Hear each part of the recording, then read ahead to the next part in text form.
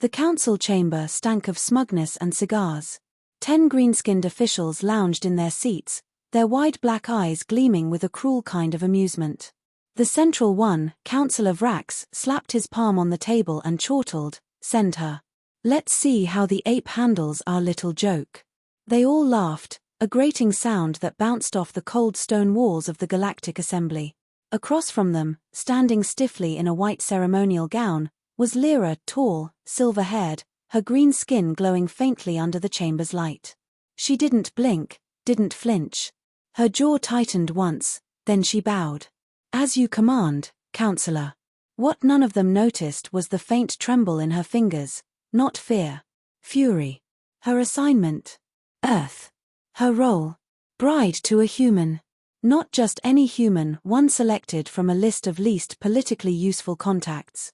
The council thought it hilarious. Interspecies unions were rare, and this one was meant to be a farce, a spectacle.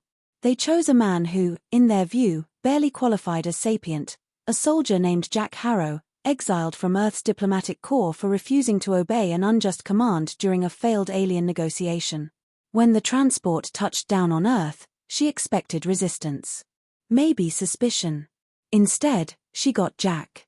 He opened the door in sweatpants and a sarcastic grin. "Lemme guess, you're the mail-order wife from Mars?" "Zarnak 3, she corrected, stepping in. "Cool. Want tea?" He wasn't what she expected. Not just from the jokes, but the way he noticed everything. The way he didn't ogle her, didn't dismiss her. He read the contract, yep, even the hidden clause about biological rights, and then shrugged. "Looks like we're married now. You want the couch or the bed?" She tested him at first. Stayed quiet. Observed. Expected him to crack, to expose the anger or ego that most men, human or otherwise, couldn't hide for long. But Jack was different. He didn't push. Didn't pry. When she told him she could bench press a vehicle, he just said, "That's hot." When she broke down sobbing after a memory she didn't want to explain, he silently slid a blanket over her shoulders and made soup. He called her weirdly wonderful. She called him infuriatingly decent. 3 months in, something shifted. It wasn't the way he looked at her, he always looked at her with open curiosity, but the way she started looking back. The way she caught herself smiling at his stupid stories. The way her heart reacted when he casually wiped dust from her cheek or handed her the remote like it was a sacred trust. And then it happened. One night, after a storm took out power and they lit candles just to see each other's eyes, she kissed him. It wasn't part of the plan. Hell, there was no plan. Just heat and breath and the truth laid bare in the way they touched, gentle, hungry, uncertain, sure. Weeks passed. The joke, it seemed, had become something else. And then came the day everything shattered. A drone arrived from Zarnak 3, a delivery from the council. Inside the container, a gift basket of alien delicacies, and a data stick labeled report required. She stared at it for a long time. Jack found her sitting on the porch, her hands clenched tight. "They think you're a joke," she said flatly. "That I was sent to humiliate you." Jack didn't laugh. He didn't smile. He just leaned against the wall, arms folded, eyes hard. "Are they watching?" "Always." "Then let's give them a show." They recorded the report together. She sat in his lap, arms around his neck, green skin glowing faintly in the twilight. He kissed her shoulder, and she told the camera how he made her laugh, how he treated her like a person, not a pawn. How she'd never felt more free. She ended the message with a smile. "And if this is a joke, then I hope it never ends." The transmission was sent. 3 days later, she felt it. It wasn't nausea. Not quite. But something inside her changed. A shift. An awakening. Her biology was complex. Zarnakian women didn't conceive easily, especially not across species. It should have been impossible. But it wasn't. Her body knew before her mind did. The child was real. When she told Jack, he just blinked once, then broke into a grin so wide it hurt. "I'm gonna be a dad." She nodded. He picked her up, spun her, and said, "I guess the council's punchline has a sequel." But Zarnak didn't laugh. The return summons came days later, urgent, red-sealed, mandatory. She would have to return. Alone. With the child. The penalty for refusal, Jack's life. She kissed him goodbye like it was war. Like she'd be back with blood on her hands. She arrived at the Galactic Council chamber days later, her white gown clinging to her belly, now swollen with impossible life. The silence in the chamber was thick. The same councillors who once smirked now stared, pale green and speechless. Vrax rose. This is not what we authorized. No, she said, voice calm. This is what *U* caused. They tried to speak. She silenced them with a gesture. I was a pawn in your game. A joke bride. A weaponized embarrassment. And I gave you what you never expected, proof that our species can *evolve beyond your narrow minds. Councillor Merks croaked, you mated with a human? I loved him, she said. You wouldn't understand. She dropped the data cube on the table. This contains scans, proof of viability. The child is healthy. And it's part Zarnak, and part human. They stared. She smiled. And for the first time in council history, the room fell silent. To be continued. The silence didn't last. Vrax's fist slammed down on the ancient oak table.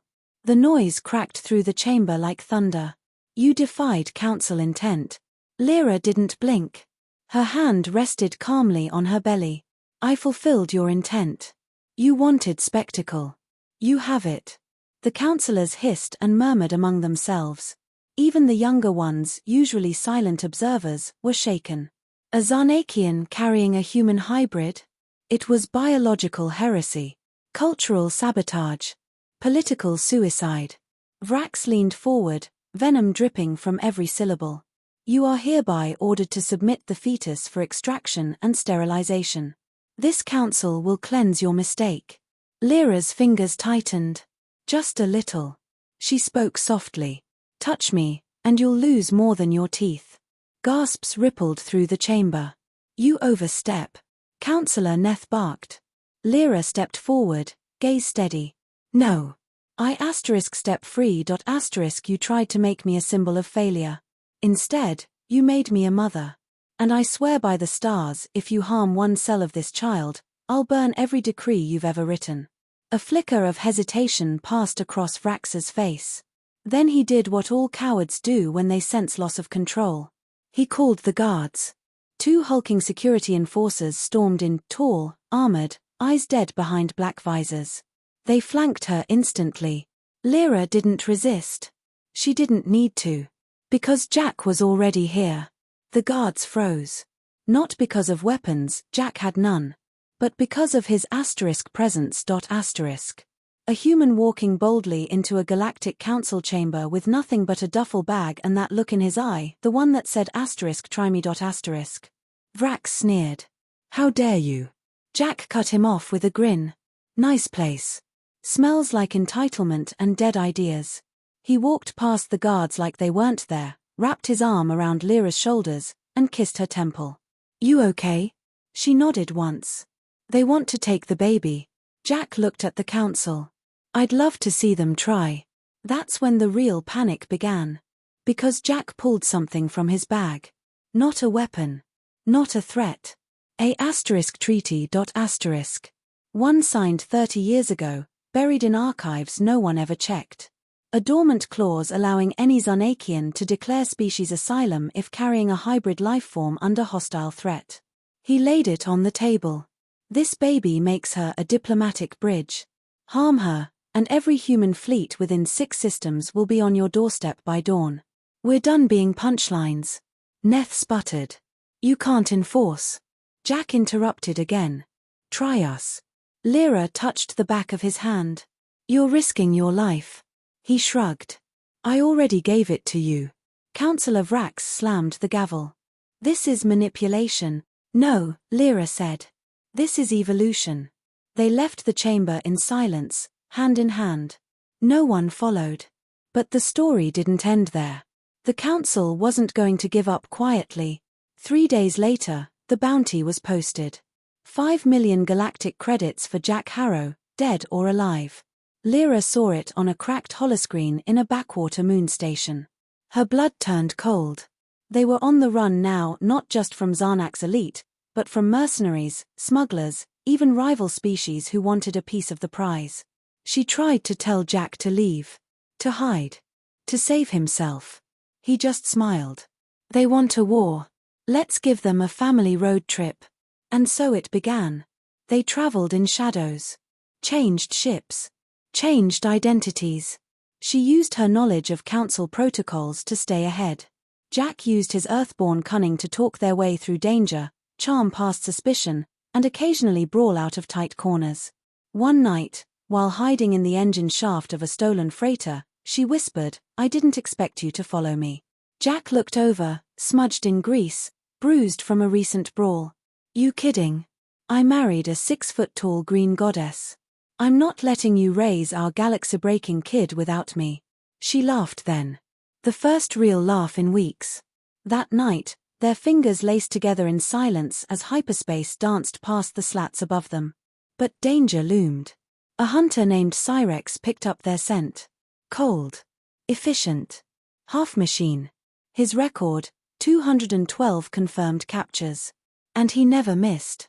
They spotted his ship trailing them near the twin planets of Vorth. Jack made a choice. He doubled back. Lured Cyrex away.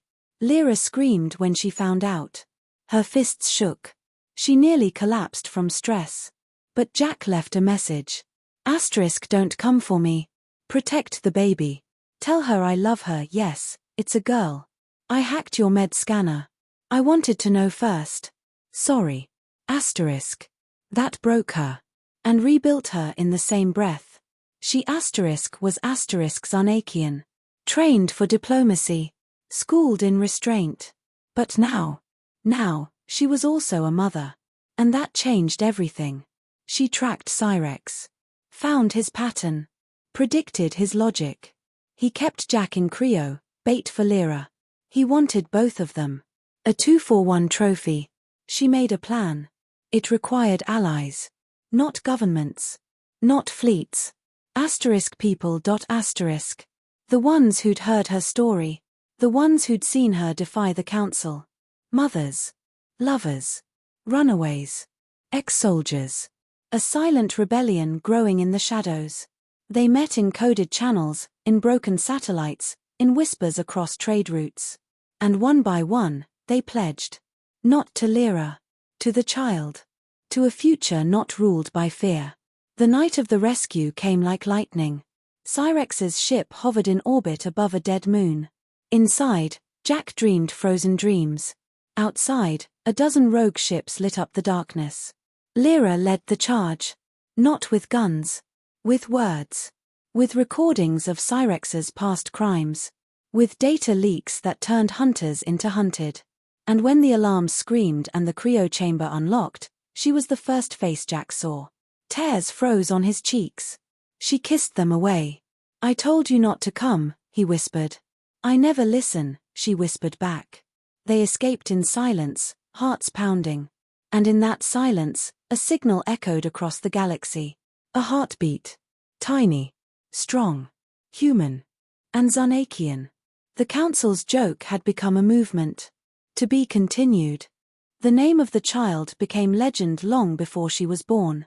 Whispers spread across mining colonies and forgotten moons. The story of the hybrid girl, daughter of the alien bride and the human rebel, ignited fires in hearts tired of being trampled under council boots. They didn't just see a child, they saw a symbol. Of defiance. Of unity. Of evolution. But the council was not done.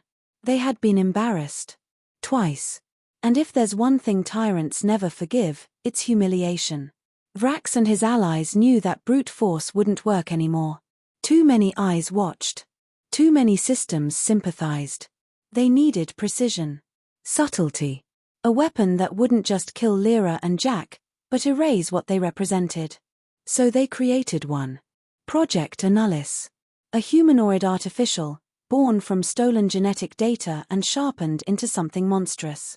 Part Zarnakian, part human, but engineered for destruction. No empathy. No loyalty. Just programming. Her name was Elira, and she looked exactly like what their daughter might have become.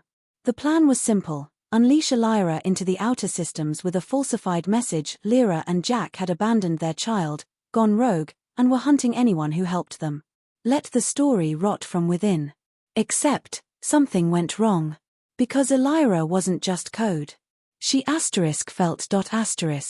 Not at first. But the more data she consumed, Lyra's broadcasts, Jack's laugh in audio logs, the stories told by those who sheltered them, the more fractured she became.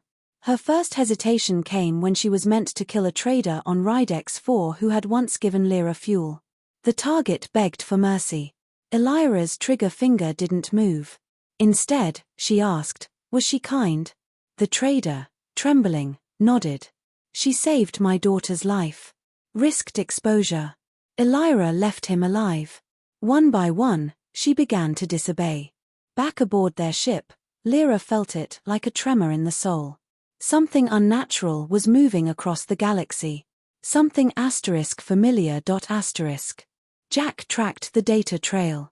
They built someone. Or something. Using your scans. Lyra's face went pale. No. Not just mine. Ours. They intercepted a transmission, short, glitchy, raw. A voice. Female. Strained. Who am I? Their ship went cold. Jack whispered, that's her voice. Lyra stared at the stars, heart pounding. We have to find her. They did. It took 2 months. Dozens of detours. Broken leads. Close calls. But finally, on the edge of a gas giant called Vela 9, they found a scavenger station with reports of a ghost, green skin, silver hair, eyes like a storm, but empty. When they arrived, Lyra was already there. Standing alone in the middle of a ruined docking bay, surrounded by wreckage. A dozen mercenaries lay unconscious, or worse, around her. Lyra stepped forward slowly. Jack stayed behind, hand hovering near his tool belt. Lyra? The artificial turned. Her gaze locked onto Lyra. Her lips trembled. You're her. Lyra nodded. And you're not just a weapon. I was made to be one. You were made to be ours. Lyra blinked rapidly. I was told you were monsters. That you abandoned me. Lyra took another step. They lied. Like they always do. Jack added from behind, funny thing about lies, they crack when you shine truth on them. Lyra hesitated, then fell to her knees. I don't know what I am. Your choice, Lyra said gently, kneeling too. You get to decide. And Lyra did something she'd never been programmed to do. She cried. They brought her aboard. Fed her. Let her sleep. Monitored her vitals. Her DNA was a perfect splice, part Lyra, part Jack, but manipulated in ways neither of them fully understood. Still, she was alive. Thinking. Changing. But the council wasn't blind. The moment Lyra went off script, they dispatched the purge. A Black Ops unit hidden for decades, activated only in emergencies. No insignia. No mercy. Their job, wipe every trace of failure. They tracked Lyra's ship using residual quantum emissions. Surrounded them outside a nebula field. This time, it wasn't just about survival. It was about truth. Lyra opened all channels. Jack programmed a data burst into the nav systems. Lyra stood between them, trembling, finally choosing. When the purge ships hailed, Lyra's voice echoed across systems. My name is Lyra of Zarnak. This is my partner, Jack Harrow of Earth. And this, she looked at Lyra. This is the future you tried to steal. The feed cut out as the first missile struck. But the message went viral. Allies woke. Ships launched. Rebellions reignited. Inside the storm, Jack piloted like a madman, dodging blasts while Lyra rerouted power to shields. Lyra fired decoys and blocked hacks. Then, Lyra did something no one expected. She turned the weapons inward. Her own system. She triggered an overload. One that would fry the central tracking node the council used. Jack screamed. You'll die. She smiled. I was never meant to live. But now, I choose how I end. Lyra grabbed her hand. Don't. Please. Lyra's grip was strong. Raise your daughter. Show her I existed. She vanished in light. The enemy network collapsed. The purge ships lost control. Some exploded. Others drifted powerless into the nebula.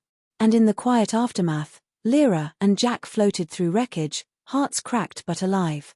In the corner of the cockpit, the prenatal monitor blinked. A heartbeat. Steady.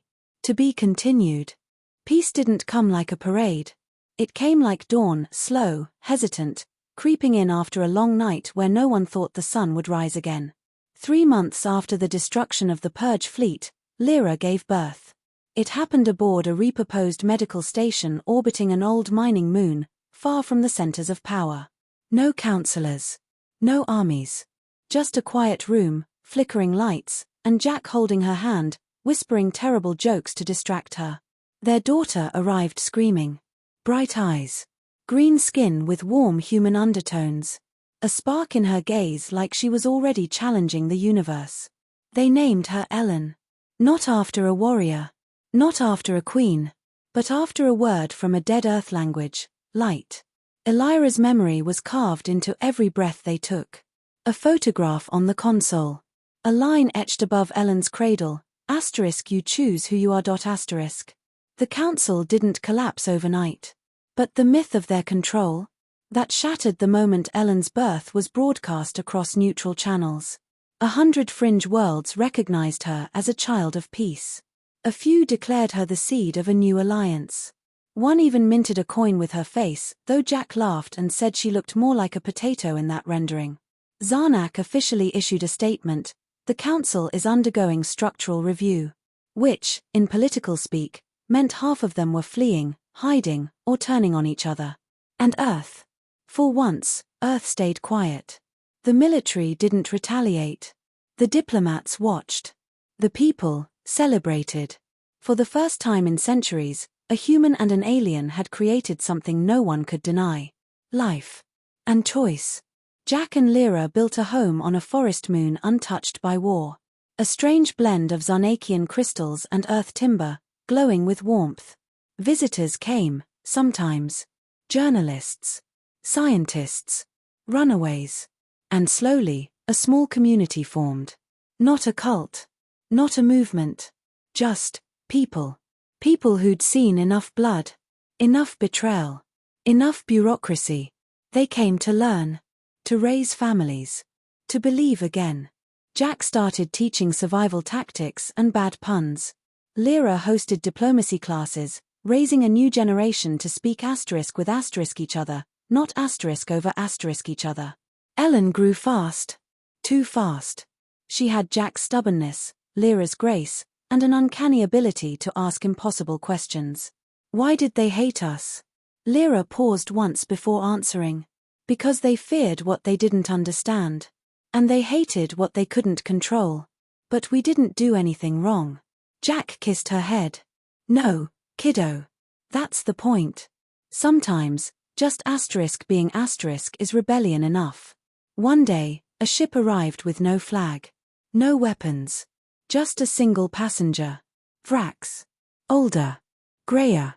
Eyes sunken but sincere. Jack tensed, hand reaching instinctively for the emergency beacon. Lyra shook her head. Wait. Vrax knelt before Ellen, his voice cracked with age and regret. I came to apologize. Not to you. To her. For trying to erase her before she was even born. Ellen blinked. I don't know you. He smiled sadly. Good. May it always stay that way. He left a relic on the doorstep, the council seal, cracked in two. Symbolic. Broken. Surrendered. Jack tossed it into the garden soil. Makes a good scarecrow. Years passed. Ellen grew. She learned languages. Cultures. Sciences. But more than anything, she learned stories. Not just her parents.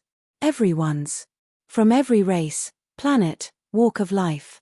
Because she believed stories weren't just history. They were bridges. She spoke once at a universal forum. Her voice calm, clear, 12 years old and fearless. My mother was a political tool. My father was a forgotten exile. They were meant to embarrass each other. Instead, they created me. So ask yourselves, if a joke could create a life that changed the galaxy, what else could you be wrong about? No one had an answer. And that was enough. Peace is fragile. Always will be. But it begins, they say, when the first person refuses to be an enemy. In a distant corner of the galaxy, two people, once strangers, once pawns, proved that love, however unlikely, can shatter empires. And one small girl, born of both and belonging to neither, reminded the universe.